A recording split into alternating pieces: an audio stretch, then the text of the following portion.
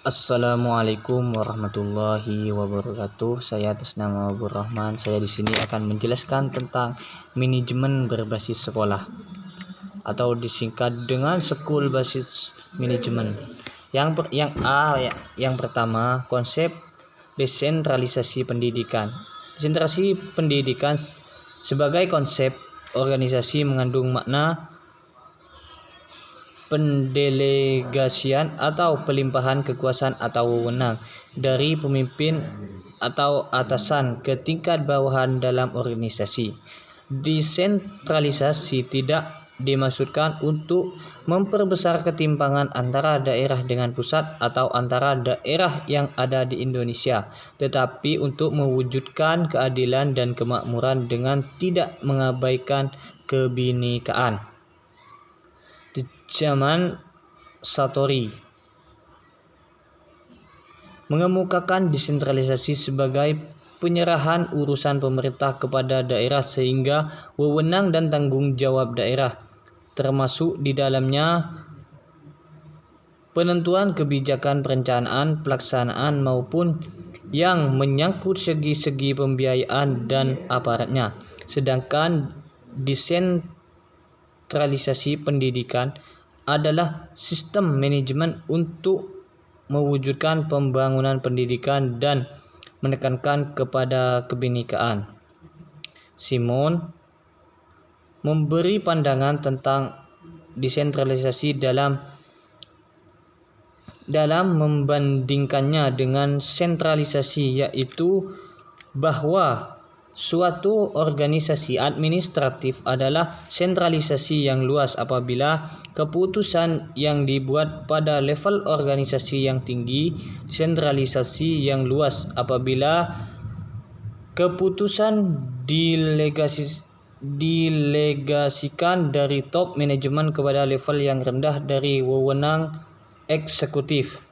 Pelimpahan wewenang dari pusat ke daerah bukan semata-mata distribusi kekuasaan, tetapi untuk mempercepat upaya efisiensi manajemen dan pengelola potensi, mengembangkan prakarsa dan memecahkan permasalahan pendidikan berdasarkan karakteristik setempat. Dengan demikian, desentralisasi pendidikan adalah pelimpahan wewenang dari pemerintah pusat kepada pemerintah daerah untuk merancang, pengimplementasikan dalam penilaian manajemen berdasarkan potensi dan karakteristik khas daerah sendiri dengan tetap merujuk kepada sistem pendidikan nasional. Tidak seluruh kewenangan pusat disentralisasikan kepada daerah.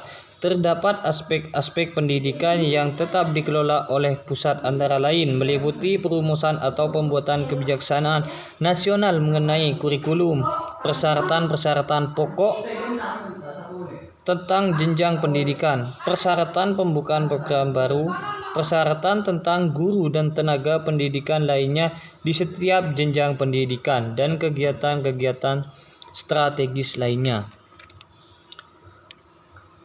Diberikannya wewenang mengelola pendidikan sendiri harus melahirkan tanggung jawab penuh dari pemerintah daerah untuk membangun pendidikan lebih berkualitas dengan memulai memperbaiki kelemahan-kelemahan sebagai persoalan mendasar pendidikan. Yang B, mendefinisi manajemen berbasis sekolah. Salah satu model desentralisasi yang diterapkan dalam manajemen persekolahan adalah School Based Management atau manajemen berbasis sekolah atau MBS. Diharapkan menumbuhkan kreativitas dan memperdayakan kemampuan semua sumber demi tercapainya kemandirian. Pada MBS terkandung nilai prakarsa, kreativitas, pemberdayaan, partisipasi, dan kemandirian. Semua itu menjadi lebih pokok bagi tumbuhnya keunggulan sekolah. Yang C, esensi manajemen berbasis sekolah. Yang pertama itu otonomi, yang kedua pemberdayaan, yang ketiga kemandirian, yang ketiga fleksibilitas. Yang terakhir yaitu yang D, tujuan manajemen berbasis sekolah.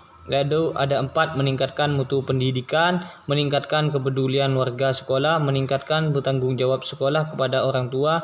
Yang keempat, meningkatkan kompetensi yang sehat antara sekolah dengan tercapaikan mutunya pendidikan yang diharapkan. Yang E, prinsip-prinsip manajemen berbasis sekolah. Yang pertama, partisipasi. Yang kedua, transparansi. Yang ketiga, akuntabilitas. Yang keempat, profesionalisme. Yang lima, memiliki wawasan ke depan. Yang enam, sharing authoring.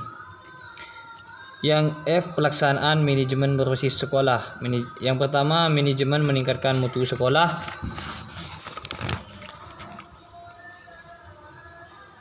Yaitu peningkatan kontribusi dan partisipasi masyarakat dalam mencapainya tujuan pendidikan sekolah. Sekian dari saya, kurang lebihnya mohon maaf. Assalamualaikum warahmatullahi wabarakatuh.